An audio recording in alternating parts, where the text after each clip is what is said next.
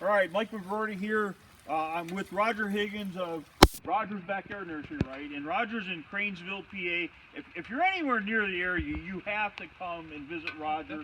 He's got a lot of great plants for sale. He does an awesome job on, I don't know how much room you have here. I know it's not very much. Half acre. So he does an incredible job. It's a really interesting, fun place to visit.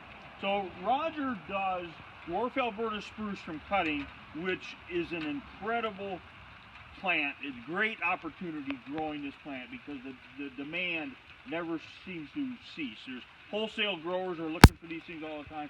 Retail buyers are looking for them all the time. And I know when you put them for sale in our members area, they probably go like that, right? Get rid of them. Yeah, shame on me for not buying them. All right, tell us how you do them from cutting and when. Well, usually I get them late summer.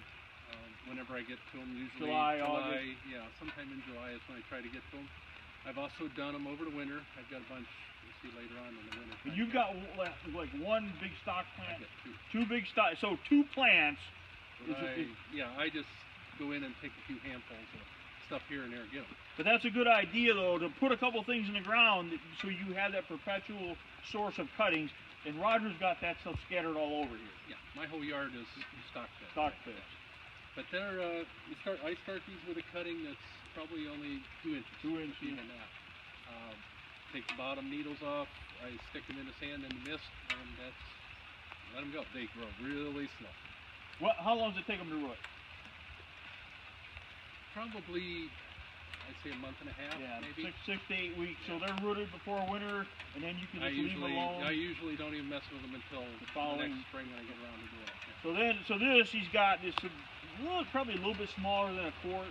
It's a little shallower. It's a 4.5 inch. But anyway, this is a nice little plant. The biggest thing, one of the secrets to the Dwarf Alberta Spruce, is you're growing them on, you got to kind of keep them sheared tight and pyramidal, because if not, they tend to grow real wide and fat like a Hershey Kiss, and nobody wants them like that.